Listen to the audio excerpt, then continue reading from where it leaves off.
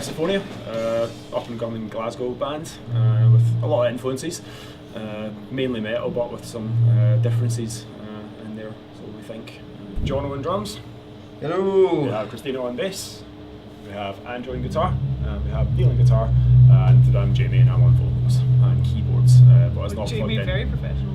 I know, I'm not really, everyone knows me as Jay, but I'll give my Sunday name, so Jay on vocals or Jamie, whatever, give or take. Misophonia, well that's a strange one. Christina and I were in a band previously, which didn't really take off. It was my old band which folded, and then Christina and I went and recorded what would have been a new EP, and the EP title was Misophonia, and it translates into, it's like a medical condition, it's a fear of sound, like certain sounds make you kind of cringe and kind of feel angry and stuff. Interesting. So we took that, so the old band got to a state where kind of it was making me annoyed because I was writing all this but nothing was happening with it. So then I totally scrapped that and then started writing different material. The one you just heard, Still Feels Blind, that was one of the first songs I wrote for this, which is something totally different that I've wrote before. We just thought we'll stick with the name Misophonia because it was quite cool, and that's like the hardest part of it. The great thing is, I also suffer from misophonia. I absolutely cannot stand the sound of anybody eating loudly. It's the most irritating sound in the world. I cannot stand People it. eating loudly. Yeah, it's like people, you know, nom nom nom nom. I cannot deal with that sort of shit at all. When the nails down No. the blackboard, kind of that's like. Yeah, that's what it's like to me. Yeah. It's like listening to that is actually like Scraping in it place. feels like getting punched in the head. It's horrible. That's the reason behind the band name. So hopefully people will feel those emotions when we actually start playing. So. I got a message off of Jamie on Facebook, and he'd asked me to come along and try out as a guitarist. We had a kind of drummer kind of lined up, but he proved to be not exactly the fit for what we needed. So he kind of did his own thing. So I kind of ended up saying like, right, okay, guys, it's easier to find a guitarist than it is a drummer. So I'll jump on the drums. So I kind of jumped on the drums, and from there on out, we were. Yeah, it was originally Jono, Christina, and myself. Power trio. Andrew and Neil sort of tried out. Like Jono was saying, like a year and a half ago. Like it was it was a long time. Yeah, not November there, but probably. I mean, that was a good not long. It was kind of weird. It's not been a year. It was during the summer. We started talking in November, and then kind of. March, wasn't it? No, it was last summer. It was last summer. I messaged you. Last summer. Jono was with us for like a good 6 months. Yeah, beforehand. Yeah, I mean, we kind of practiced a lot and kind of got the groundwork done for a lot of our stuff done, just with like Jay, Christina, and myself.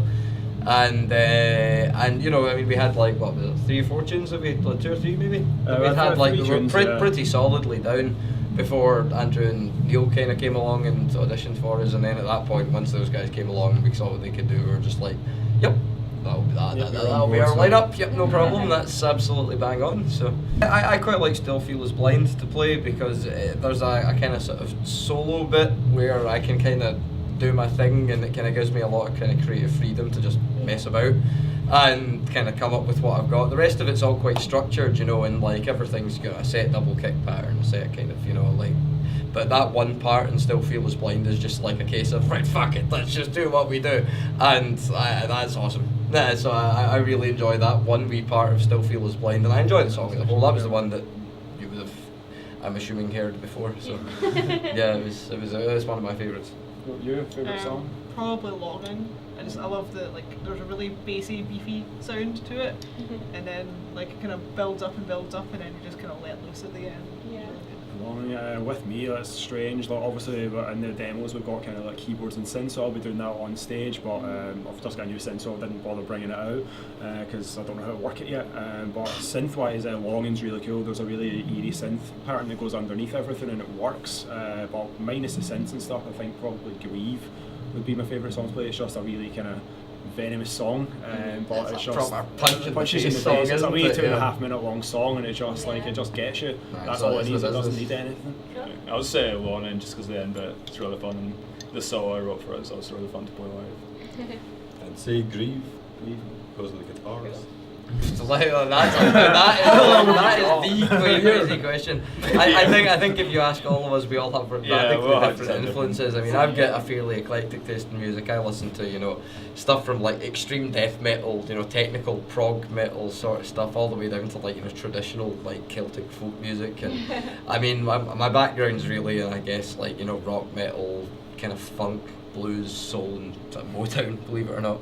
But having come into this band, it's a case of it's really harnessing the proper, Scandinavian style of metal in me, and I was just like, yes, I want to play crazy kick drum rhythms. I want to, beat myself into a pulp physically and just generally enjoy it. But it's great. It's a great vent for everything. So I enjoy the type of stuff we're doing. This mad thrash melodeath hybrid that's everybody's. It's actually really hard to pinpoint what the style is. Yeah, it's a Never weird mind, thing. like, It's where hard to came pigeonhole from. it. I guess there's elements of a lot of different Everything. styles. Yeah, Yeah. black metal, death metal, thrash metal. There's loads of stuff in there. Yeah.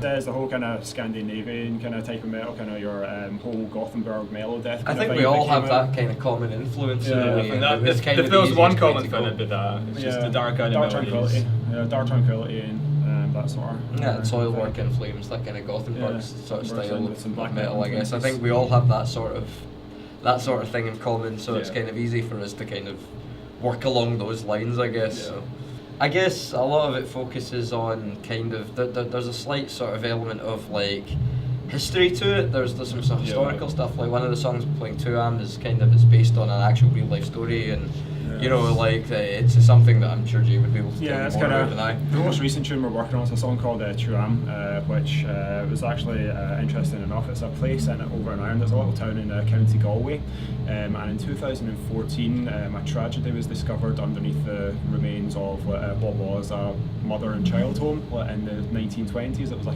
kind of Catholic run church home type thing where single mums would go and have their kids and stuff. However, a local historian found the remains of 800 children in the septic tank underneath where this home sort of stood.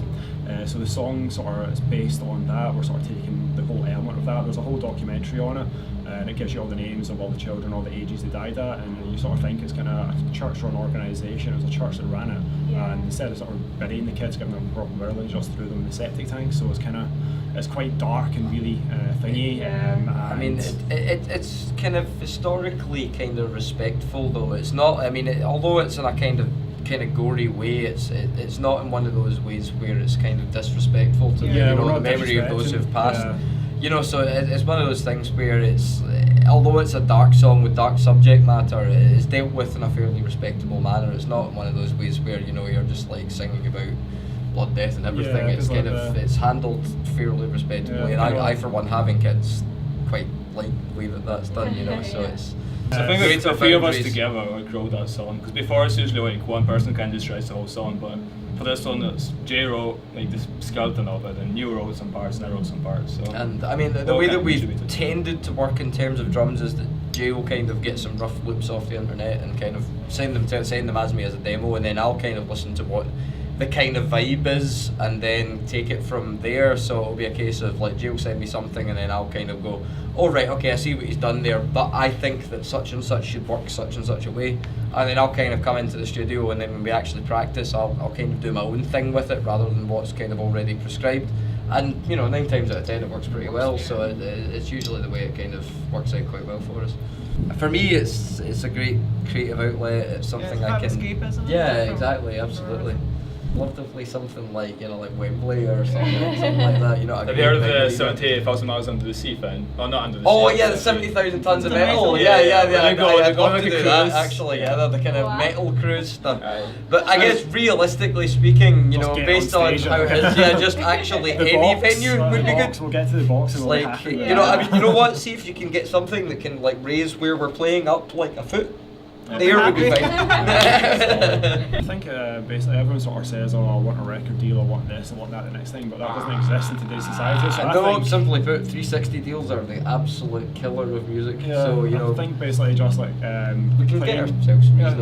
reasonably well sustained. If we can get some stuff fired off to publications and get to play some reasonable sized gigs, that to me is where we're at. If we can play festivals, for example, there's in Scotland there's Heavy Scotland Festival, which is something that we can deal with. There's Wildfire Festival. There's there's all the bands. To one play. that I saw earlier on, Full Metal Haggis. All right. Brilliant name for a festival. I mean, but either way, there's loads of like Scottish festivals we can go onto. So I guess our immediate kind of goal is just get ourselves on to a point stage. where we can build our reputation up Get on and stage, get get a fan base, and Yeah. get a kind of an Get our album or name EP out there, out. because our name's pretty. It's It's non-existent not really. non-existent. So- Yeah, that's just Get it. it out there. And Got everything ahead of you. Yeah, well, hopefully so. So is there anything you'd like to add? Any closing words? And just closing words, hopefully keep stay tuned on our Facebook page. You know, we've got our Can I remember off by heart, that's the question. Yeah, Misophonia Misophonia UK. Band UK, Misophonia Band UK. That's it. That's the Facebook, guy. So yeah, and just keep SoundCloud, an eye on that. We yeah. kind of post updates after practices regularly, and you know we'll keep you posted on any recordings we've got. Just Cool. hopefully you guys can enjoy what we've got. Yeah.